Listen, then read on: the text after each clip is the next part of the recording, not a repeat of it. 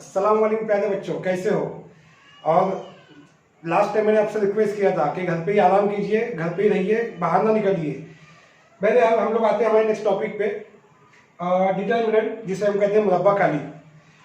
इससे पहले जो लेक्चर्स में हमने पढ़ चुके, उसमें जो चीज़ें हमने पढ़ी वो थोड़ा सा हम रिवाइज कर लेते हैं 1 मिनट में। कि हमने स्टार्ट में पढ़ेंगे दो मुद्गरी खत्ती मसावत, ऐसी मसावत जिसमें दो मुद्गरी हो और मुद्गरी की सबसे बड़ी कुव्वत एक हो, उसे कहते हैं दो मुद्गरी खत्ती मसावत। उसको हल करने तरीके देखे, उसमें पढ़े हमने हमजाद मसावत। हमजाद मसावत को हल करने का इकराज का तरीका पढ़े, एलिमिनेशन मेथड पढ़े, जिसमें वो होने के बाद हमने तहसीन का तरीका पढ़े और उसमें 1.2 मश्क भी हमने खत्म किए। अब अगला टॉपिक है मुरब्बा काली। अब मुरब्बा काली इस सबक का सबसे आसान टॉपिक है। मुरब्बा काली को इंग्लिश में कहते हैं डिटर्मिनेंट। अब होता क्या है समझ लेते हैं। मान लीजिए आपके पास 4 अरकान वाला, या ऐसे लेते हैं ABCD, 4 अरकान वाला एक मुरब्बा कालिब है। अब मुरब्बा कालिब मतलब क्या होता है कि दो उम्मदी, आप देखेंगे इसमें 2 उम्मदी खत है, ठीक है, इंग्लिश में उसको मोड कहते हैं। और ये जो ABCD ये क्या है, ये है अरकान। तो इसमें 4 अरकान है, तो इसे बोलते हैं हम लोग 4 अरकान वाला मुरब्बा कालिब। अब 4 अरकान वाला मुरब्बा कालिब में अगर हम देखेंगे तो ये जो है, ये है आपकी एक कतार है और ये नीचे वाली आपकी दूसरी कतार है। ये पहली कतार, ये दूसरी कतार, इसमें 2 कतारें हैं, एक कतार AC और दूसरी कतार BD। उसी तरह इसमें 2 सुतून है, यह है पहला सुतून, सुतून इंग्लिश में कहते हैं कॉलम, ये पहला सुतून, और नीचे बाजू में है दूसरा सुतून।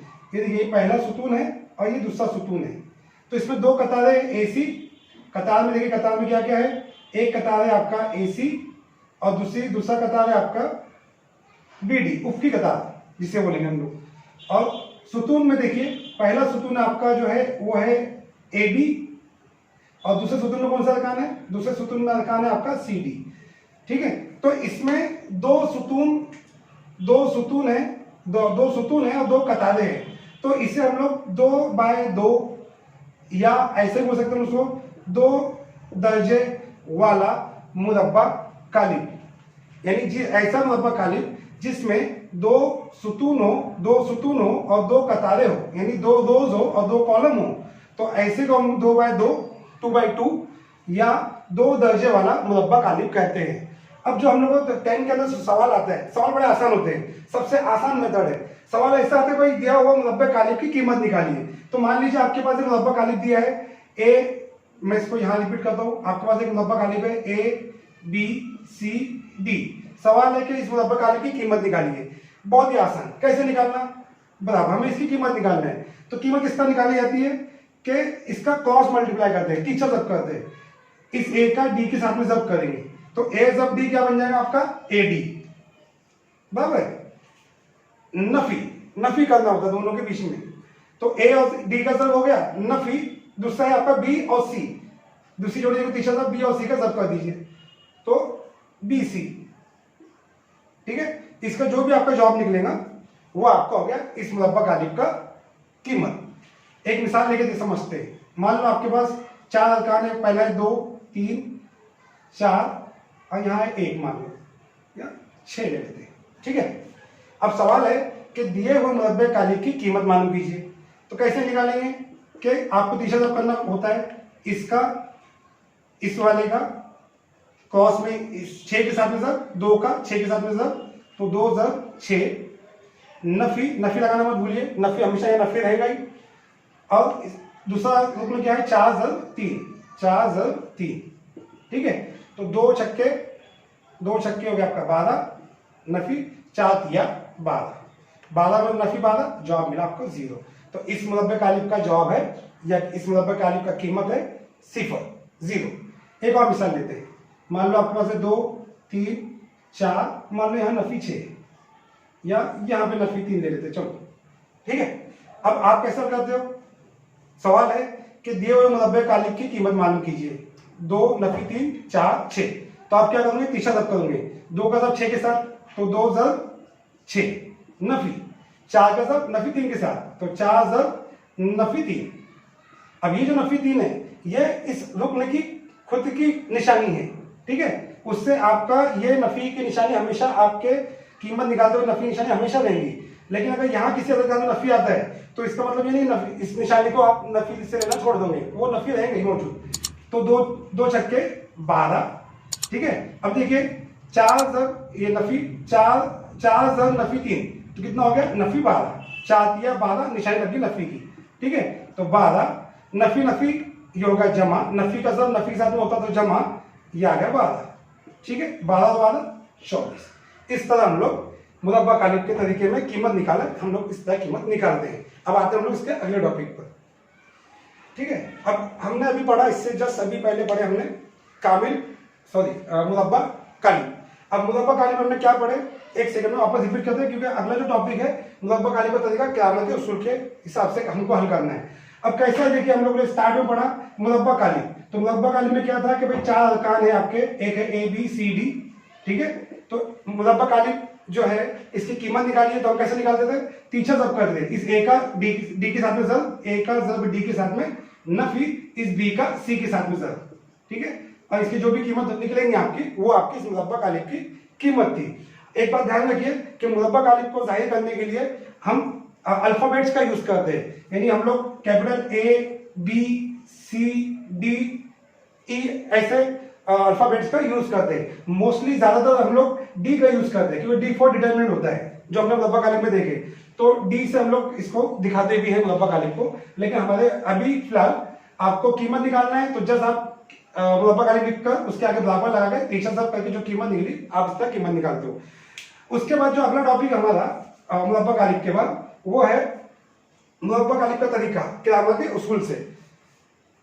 अब इसके अंदर समझ लेते कुछ चीजें कि क्या होती है मुरब्बा कालिब के तरीके क़यामत का उसूल। अब ये जो क़यामत उसूल बना है, ये एक रियाज़ीदान है, मैथमेटिशियन है, उसी के नाम से उसूल बना है। अब क़यामत उसूल की बुनियाद क्या है समझ लेते हैं कि मान लो आपके पास दो मुद्दे थे, मसावत है। एक मसावत आपके पास a1x जमा b1y बराबर c1 है, ये आपके पास एक मसावत है, बहुत आसान है। दूसरी मसावत आपके पास a2x जमा b2y बराबर c2, ऐसे आपके पास दो मसावतें हैं। तो क़यामत का उसूल क्या बताता है कि जिस तरह आपने दो मुद्दे की इकट्ठी मसावत हल करने के लिए आपने इखराज का तरीका इस्तेमाल किया, जिसमें आप जमा नफी करके एक्स और वाई की कीमत निकालते थे। दूसरा आपने तस्वीर तरीका यूज किया, इस्तेमाल किया, जिसमें आप एक्स और वाई की कीमत तस्वीर तरीके से निकालते थे कि भाई आपके दो खत कहाँ पे एक दूसरे को कता कर रहे हैं, ठीक है। तो क़यामत के उसूल में हमारे पास कुछ रूल्स है, जिसकी बुनियाद पर हम लोग एक्स और वाई की कीमत निकालते हैं। एक्स और वाई मतलब मुद्दई, जिनकी कीमत हमको पता नहीं होती मसावत में। तो मान लो आपके पास पहली मसावत है a1x प्लस b1y बराबर c1, दूसरी मसावत है a2x प्लस b2y बराबर c2। तो कैसे निकालते हैं समझ के लेते हैं। सबसे पहले क्या करते हैं, इन दोनों मसावत जो आपको दी है, अगर ये मसावत आम सूरत में नहीं है, दो मुद्दे इकट्ठी मसावत की आम सूरत में नहीं है, तो इसको आम सूरत में लेके आओ, क्योंकि हमारे पास आम सूरत का रास्ता पता है कि ax प्लस by बराबर c, यह है आम सूरत। अब इसका मतलब ये हो गया कि मान लो आपके पास एक मसावत है कि 3x जमा 3x बराबर 5y जमा 3, ऐसी कोई मसावत है आपको दी सॉल्व फॉर एग्जांपल, ठीक है। अब ये मसावत इस सूरत में है नहीं है। ये सूरत क्या बोलती है आपको कि ax के बाद by चाहिए और बराबर c, मतलब x मुद्गैया चाहिए, बाद में y मुद्गैया चाहिए, और जो मुस्तकिल है जिसको ना x और y है वो अकेला चाहिए। तो देखिए यहाँ पे y वाला एक साइड में है, तो इस y वाले को इस साइड में लेके आ जाओ। तो आपका ये 3x, ये जमा का 5y, इधर आएंगे तो नफी का 5y बराबर बचा यहाँ पे 3। तो अब ये जो मसावत बनी, ये हो गई मुरब्बी मसावत, दो मुद्दे इकट्ठी मसावत की आम सूरत। उस मसावत से मसावत मैच होगी, ठीक है। 3x नफी 5y बराबर 3, इस मसावत से मैच। उसके बाद हमको अगला काम करना होता है, ठीक है। बहरहाल आते हम लोग अपने टॉपिक पे कि मान लो आपके पास दो मुद्दे दो इकट्ठी मसावतें हैं, एक है a1x प्लस b1y बराबर c1, दूसरी a2x प्लस b2y बराबर c2। हमने क्या बात की कि अगर मसावत आम सूरत में ना हो तो उसको आम सूरत में पहले लेके आओ। तो हमने आम सूरत में लेके आ गई, आपके आम सूरत वाली मसावत दोनों आ चुकी है। तो उसके बाद क्या करना होता है कि ये जो मसावत है, इससे आपको डिटरमिनेंट बनाना होता है। डिटरमिनेंट मतलब मुरब्बा कालिब बनाना होता है, ठीक है। तो हमने अभी बात की मुरब्बा कालिब हम capital A B C D से फर्स्ट करते हैं, तो फर्स्ट करेंगे मुरब्बा कालिब डी है, तो डी बराबर मुरब्बा कालिब के लिए दो हम लोग उम्मीदी खत बनाते हैं, जिसे हम लोग मोड बोलते हैं, मोड इंग्लिश में MODE मोड। तो ये दो उम्मीदी खत बनाए हमने, और उसमें वो अरकान लिखना होते हैं। तो देखिए x के आगे जरीब क्या है a1, तो ये a1 भी यहाँ लिखा जाता है। नीचे वाली मसावत में x के जरीब क्या है a2 को उसके नीचे लिखना होता है, ठीक है, आसान है। दूसरा y का जरीब क्या है b1, तो b1 को यहाँ लिखना होता है, और y के नीचे वाले मसल में y का जरीब क्या है b2, b2 यहाँ लिखना होता है। ठीक है, अब इसका मतलब समझ लो, यानी जो पहला सुतून है, पहला कॉलम ये x के जरीब है सब के सब। ठीक है, और जो दूसरा सुतून है ये सब के सब y के जरीब है। यानी इस लाइन में इस सुतून में जितने भी है सब x के जरीब है, इस सुतून में जो भी है वो सब y के जरीब है। तो d बराबर a1 b1 a2 b2 ये आ गया आपका। अब उसके बाद हमको dx निकालना होता है। ठीक है, तो dx निकालते वक्त हमारा रास्ता क्या बनता है, आपको dx एक और मुरब्बाकालिक dx बनाना होता है जिसमें जो x है, x मतलब ये वाला सुतून, ये सुतून यहां से हटता है, ये हट जाएगा और उसी जगह पे आएगा c1 c2 और जो दूसरा सुतून है वो b1 b2 as it is same to same ऐसे लिख लेना चाहिए। ठीक है, अब ये आपका आ गया dx। उससे पहले समझ ले हम लोग इस d का जवाब क्या निकलेगा, तो इस d का जवाब निकालना है तो हम लोग क्या करेंगे, तीसरा जब करेंगे a1 जब b2, क्योंकि हम मुरब्बाकालिक को हल करने के लिए हमको जब करना होता है तीसरा, तो a1 जब b2 नफी a2 जब b1। इसका जो जवाब निकलेगा वो आपका निकल गया पहले मुरब्बाकालिक का जवाब।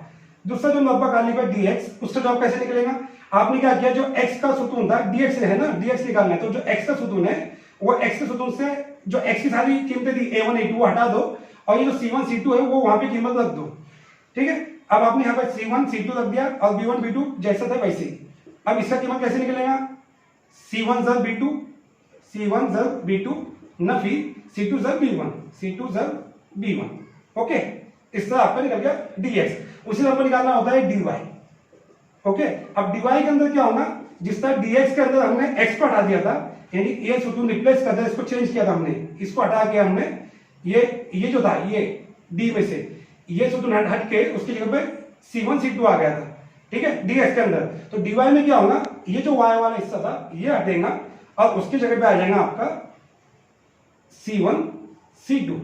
ठीक है, और यहाँ पे आपका as it is a1 a2 वैसे, यानी जब dx की बात करेंगे तो x का सुतून हटेगा, वहां पे c1 c2 आ जाएगा, और जब dy की बात करेंगे तो y का सुतून हटेगा और वहां पे c1 c2 आ जाएगा। उसके बाद इसको हल करेंगे a1 जब c2 नफी, तीसरा जब हो गया a1 जब c2 नफी c2 a2 जब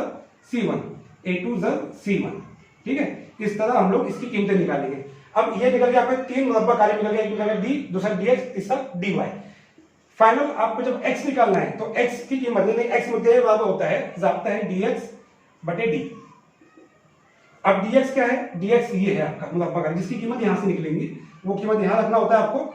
और d क्या है, d जो है आपका इस मुरब्बाकालिक की कीमत है। उसी तरह y बराबर dy बटे d।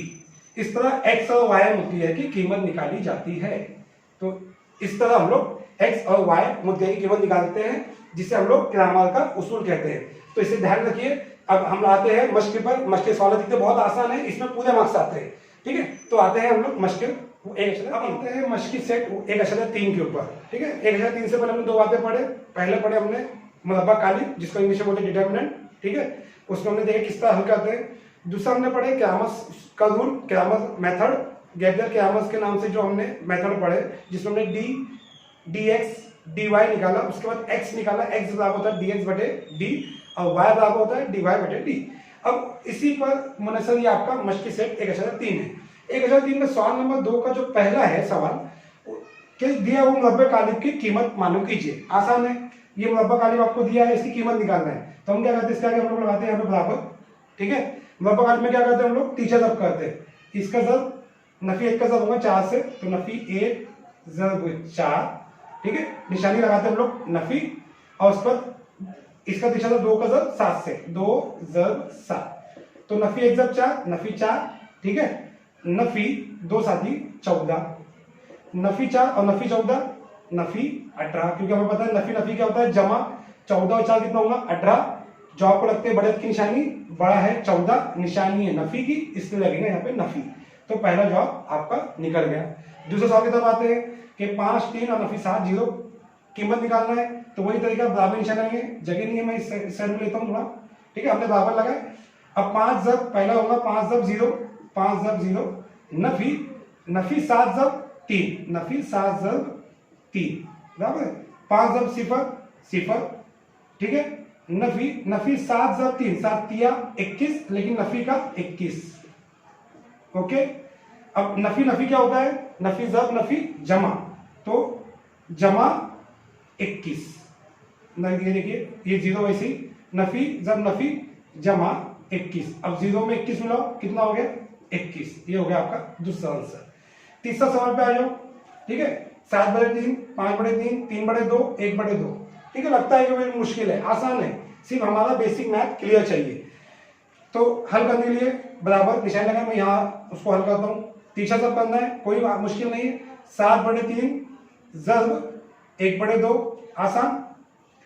उसके बाद ये तीसरा सब 3/2 का ज़र्ब 5/3 के साथ में नफी की निशानी लगेंगी, नफी 3/2 ज़र्ब 5/3। अब हमें पता है कि ज़र्ब के अमल में अगर कसर वाले आदत हो, ज़र्ब का अमल हो, कसर की आदत हो और ज़र्ब का अमल हो, तो ज़र्ब का अमल में आमने सामने ज़र्ब होता है। तो 7 ज़र्ब 1, 7 एका 7, और 3 ज़र्ब 2, 3 दूनी 6, निशानी नफी।